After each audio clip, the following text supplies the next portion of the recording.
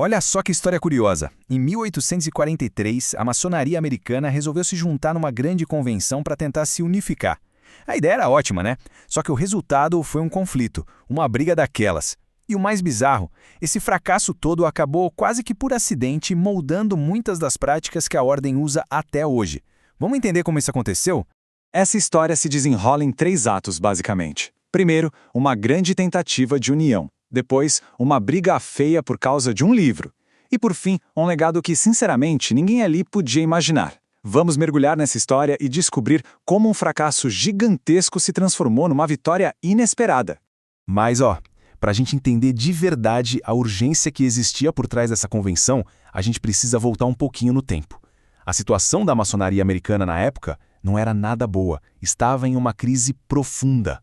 Imagina só um clima de hostilidade pública gigantesca. A maçonaria estava sendo atacada por todos os lados por causa do famoso caso Morgan. Então ter uma voz única, uma frente unida, não era mais um luxo, era uma questão de sobrevivência, sabe? Foi essa pressão toda que levou à primeira tentativa de convenção lá em Washington, um primeiro passo para organizar uma defesa. A primeira reunião, em 1842, foi, digamos, um ensaio. Tinha pouca gente, a representação era pequena, mas mesmo assim acendeu uma faísca.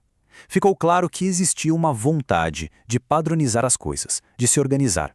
E isso abriu o caminho para um encontro muito maior e mais ambicioso em Baltimore, no ano seguinte. O problema central em Washington, e essa é a chave de tudo, era a falta de autoridade.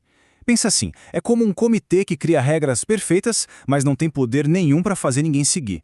Os delegados podiam até concordar, mas não podiam obrigar as lojas a obedecer. E essa falha fundamental ia voltar para assombrar todo mundo em Baltimore. E aí, a gente chega em Baltimore, 1843. O clima era outro, totalmente diferente. Tinha um otimismo no ar, sabe? Uma certeza de que dessa vez ia dar certo. Dessa vez, eles iam fazer história de verdade. As palavras do John Dove, que presidiu a convenção, mostram bem o peso do momento. Ele não estava falando de uma reunião qualquer. Ele estava falando de um esforço histórico para salvar a maçonaria através da união. Era algo grandioso. E a pauta era super ambiciosa. Primeiro, criar um ritual único padronizado para todo mundo seguir. E segundo, reformar a administração para restaurar o prestígio da ordem, que estava em baixa. Não era uma simples reunião, era uma tentativa de reformar completamente a maçonaria americana. E eles não estavam de brincadeira. Foram 7 dias de trabalho intenso. Eles mergulharam de cabeça num processo super metódico. Comitês de especialistas discutiram cada palavra, cada gesto. Depois, as propostas iam para o plenário para serem votadas. Foi um esforço gigantesco para tentar criar um consenso a partir de tanta diversidade. Mas apesar de todo esse trabalho e da aparente harmonia, a base dessa nova unidade, ela estava cheia de rachaduras. E não demorou muito para elas começarem a aparecer. A primeira fissura nessa fachada de unidade surgiu bem rápido. O irmão Wadsworth, de Nova York, simplesmente não concordava com as decisões. As objeções constantes dele e o fato de ter pedido para sair do comitê já era um mau sinal. O tal consenso era muito mais frágil do que parecia. E aqui está a falha fatal. Repetindo o mesmo erro de Washington, a convenção sabotou a si mesma. É como se eles tivessem escrito uma constituição e no final adicionado uma nota de rodapé dizendo opcional. Eles basicamente disseram, olha, a gente trabalhou duro para concordar com tudo isso, mas no fim das contas, cada um faz o que quiser. Era um sistema feito para dar errado. E essa falta de autoridade abriu a porta para o clímax de toda essa história. Uma briga pública, amarga, sobre um instrumento que deveria simbolizar a união deles. Um livro chamado Trestle Board. O acordo parecia simples. O Charles Moore escrevia o manual e o John Dove, como presidente, aprovava. Só que aí o ego falou mais alto. O Moore simplesmente ignorou as correções do Dove. E quando o Dove se recusou a assinar embaixo, o que o Moore e o Carney fizeram? Publicaram o livro mesmo assim em nome deles. O que era para ser um projeto de união virou uma briga pessoal. A reação do Dove foi explosiva. Ele se sentiu traído e não só discordou, ele foi para a guerra.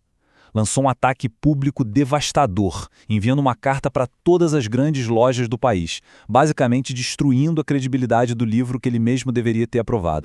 E para botar mais lenha na fogueira, o Moore conseguiu o apoio de alguém de peso, Benjamin Gleason, um especialista super respeitado na época. Agora imagina a confusão. O presidente da convenção diz que o livro é uma fraude, enquanto uma lenda do ritual diz que é perfeito. E aí, em quem acreditar? O resultado foi o caos absoluto. A carta do Dove acabou com qualquer chance de uma adoção unificada. Algumas grandes lojas, como a da Virgínia, rejeitaram o livro. Outras compraram mesmo assim, pensando que poderiam corrigir os problemas depois. A unidade nacional? Bom, essa já era. Estava em frangalhos. Então, parece um grande fracasso, né? Uma tentativa de união que acabou em divisão e briga. Mas a história não termina aí, não.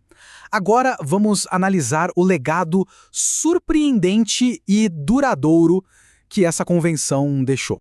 E a resposta é um sonoro e surpreendente não. Apesar de ter falhado feio no seu objetivo principal, a convenção, quase que sem querer, deixou um monte de contribuições importantes para a maçonaria. É nos detalhes que a gente encontra o verdadeiro legado.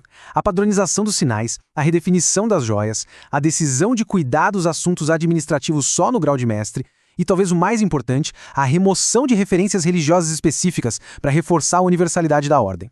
Tudo isso, que hoje é comum, nasceu meio que por acaso nos debates de Baltimore.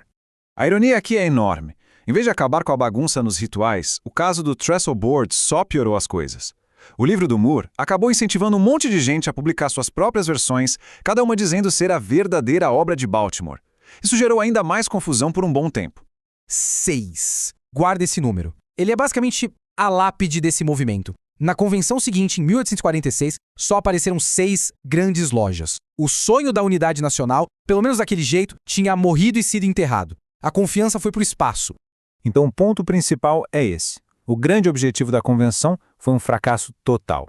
Mas o legado duradouro dela não está no que ela queria fazer, mas sim nos detalhes que ela padronizou no meio do caminho. São esses subprodutos que fazem dela um evento tão importante. E essa história toda deixa a gente com uma pergunta importante. A organização sobreviveu a uma onda de ódio externo, mas quase implodiu por causa de uma briga interna. Isso faz a gente pensar, para qualquer grupo, o que é mais perigoso de verdade? A ameaça que vem de fora ou a divisão que corrói por dentro? Fica aí a reflexão.